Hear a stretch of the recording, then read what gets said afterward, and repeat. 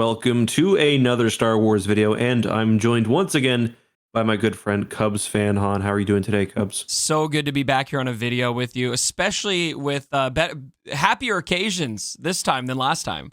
Yeah, so last time, for those who missed, we were talking about one of the many scandals with DG, which is actually, they're an EA in-house developer, right? Or are they? They're a subsidiary, kind of like DICE is to EA, yeah. Yeah.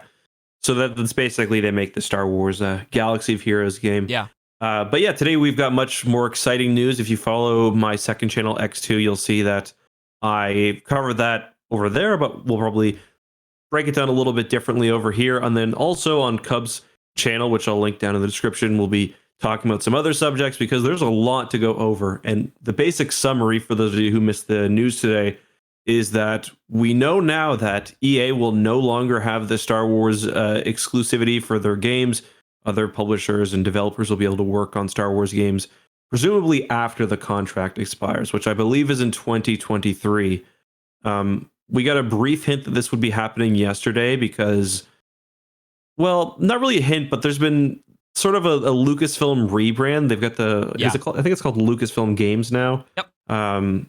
Which was actually the original name of LucasArts way back in the day, but they kind of reestablished that, and we were sort of wondering whether that would just be kind of a logo that they're putting on games just to kind of unify the brand. And it turns out that no, it's a lot more than that. And we know today, right now, that there will be at least one Star Wars game made by Massive, which is that a subsidiary studio for Ubisoft, or is it just one that Ubisoft works with? I believe they are part of Ubisoft. I believe they are. Right. Yeah. So they're most well known, I think, for the Division games, and they did an Assassin's Creed game. I think we'll talk maybe a bit about that later, but it's kind of an interesting time because it's been EA's had the exclusivity for a while. I think is it a decade that they're going to have had it by the end of it all? Yeah. And I thought it'd be an interesting time to kind of look back and discuss kind of the success that EA's had or the failures in some respects. And do you just want to give me your basic thoughts on that? Yeah, so I mean, there's so much to unpack with EA, and I've been really closely involved in a lot of it, covering Galaxy of Heroes, the mobile side of things, and also I did do a lot of Battlefront, more from a player standpoint, less from a creator standpoint, but I was really involved in that community. And I think that by and large, EA made a lot of good, well, not a lot, they made good Star Wars games. I was pleased with most of their projects. What Battlefront 2 became, I thought was fantastic. I think they absolutely nailed Squadrons. I think that Jedi Fallen Order was one of my favorite Star Wars games of all time.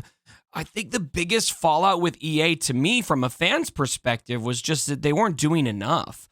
It was so slow. They were moving it at a snail's pace, and I think especially those of us who have been obsessing over Star Wars games since we were kids in the early 2000s, we were accustomed to so much content, so many games coming out, and we just didn't get that with EA. And so I think this is, I would say, maybe one of the best of both worlds announcements we could get, where EA appears to still be contracted to make games, hopefully another Jedi Fallen Order, and I would love another shooter from DICE. I don't know if they're going to do that. I don't think they will, but I'm here for it if they did that.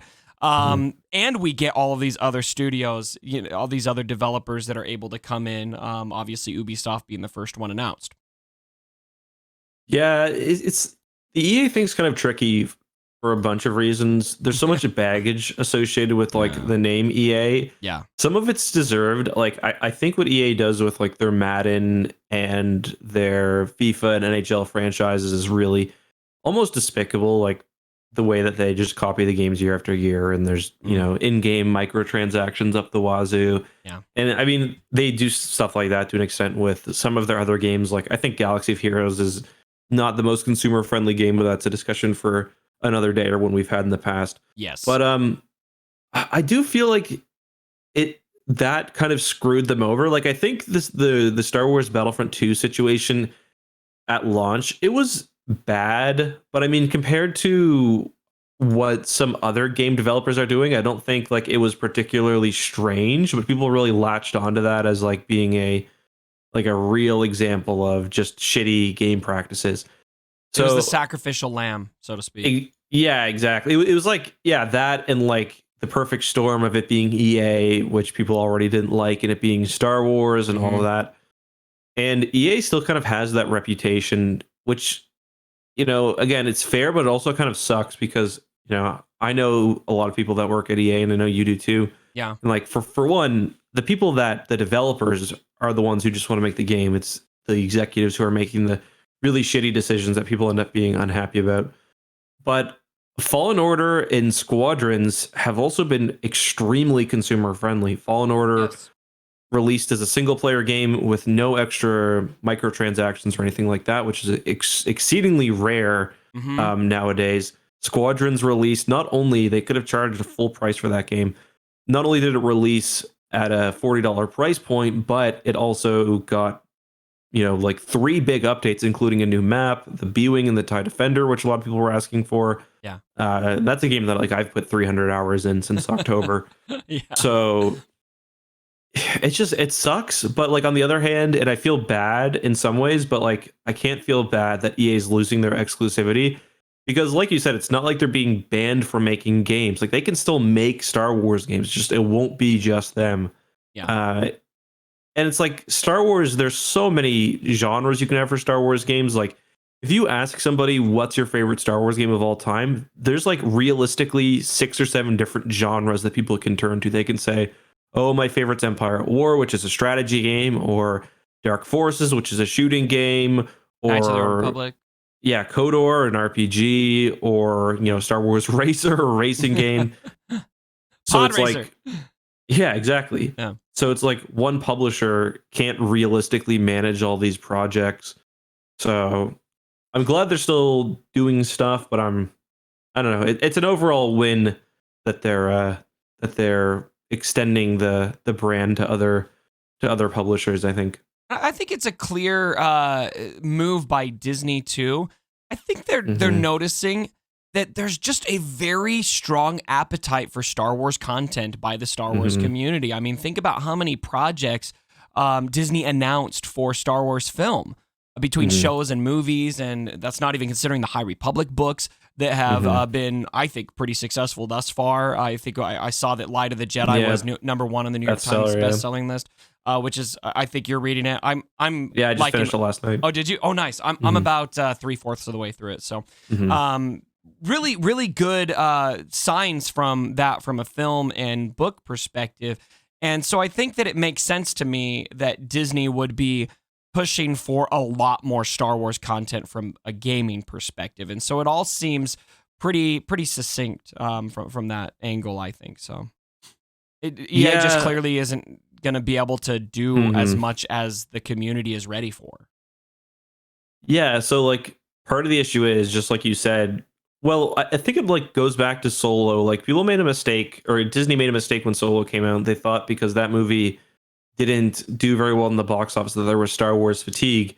And I don't think that's right. I don't, for the record, think that Solo was a bad movie, but I think from somebody who's just sort of into Star Wars or isn't, is on the fence, isn't a diehard fan, it's kind of a boring movie.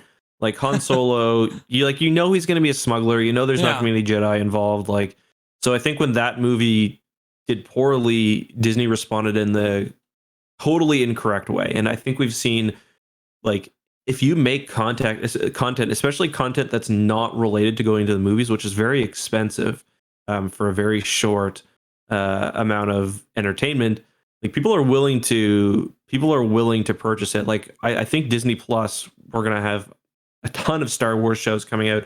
Some of them will be running concurrently, and I think we'll see that people are not going to get tired of content, especially if it's good.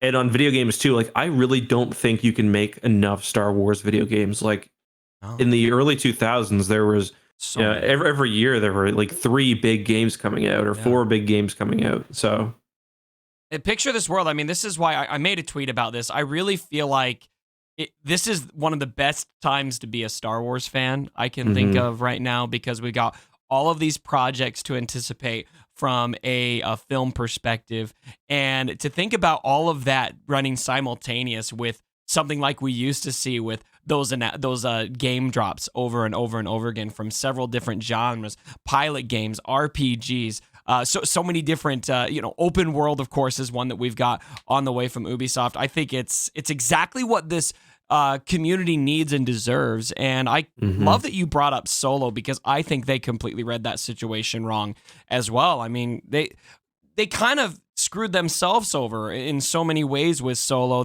First of all, it wasn't the sexiest video subject. Number two, it was coming in between Black Panther and Infinity War, like right in between those two huge Marvel movies.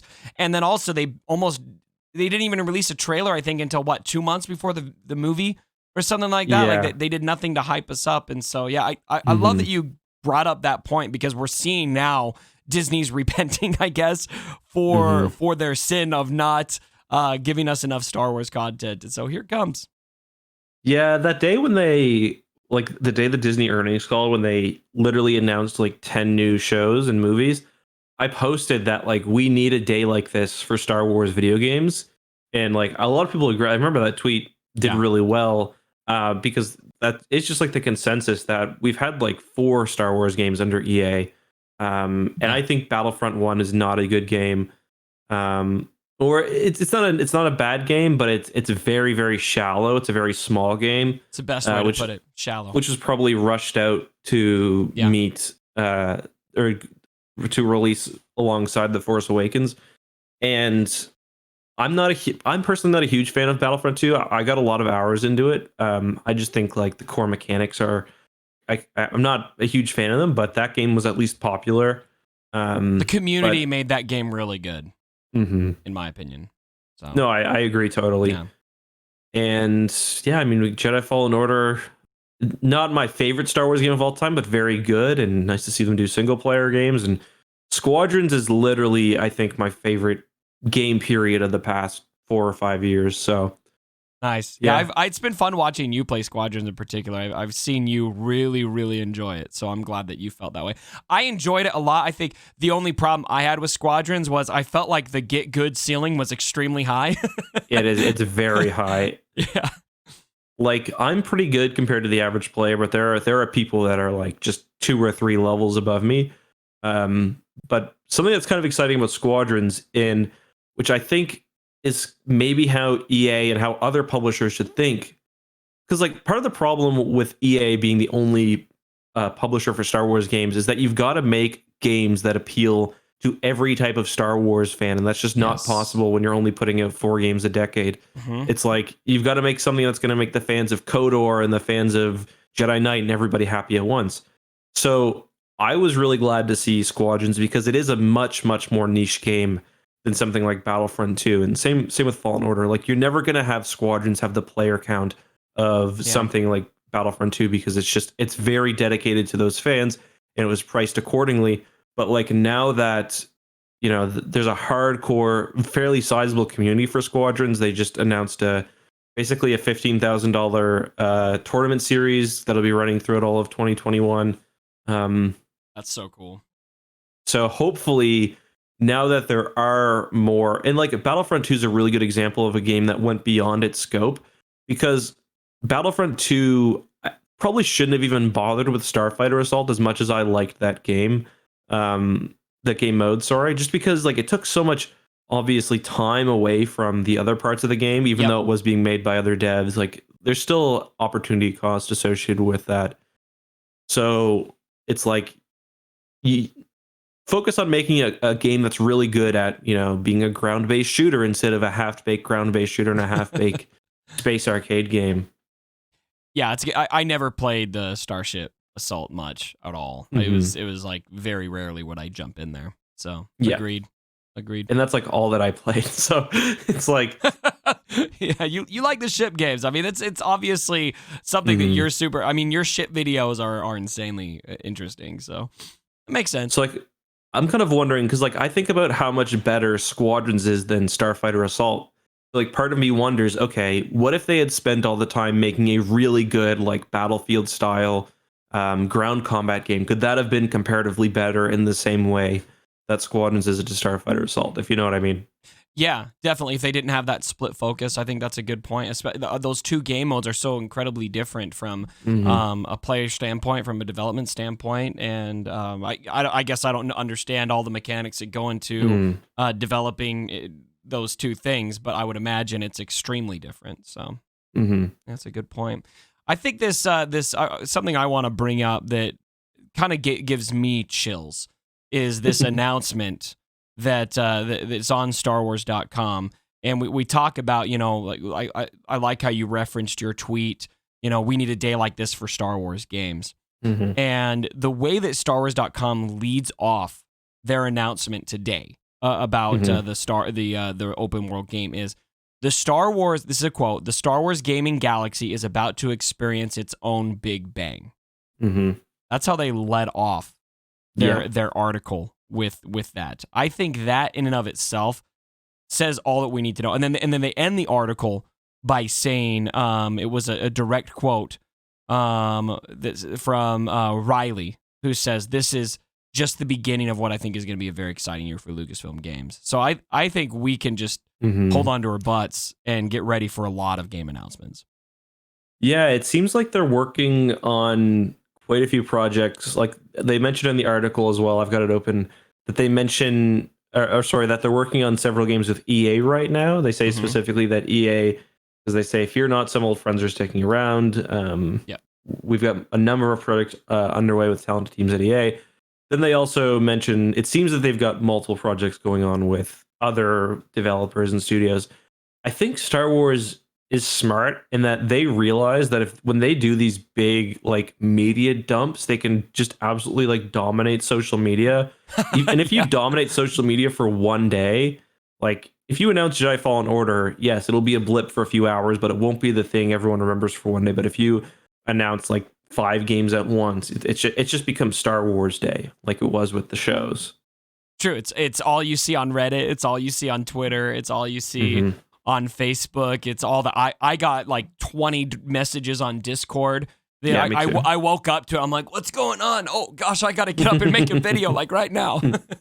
So yeah, that's I like that, and I'm here for that as well. I mean, I would love to see several games getting out soon. And based on the way this is worded, I feel like they've got a lot of other projects they're ready to announce. Yeah.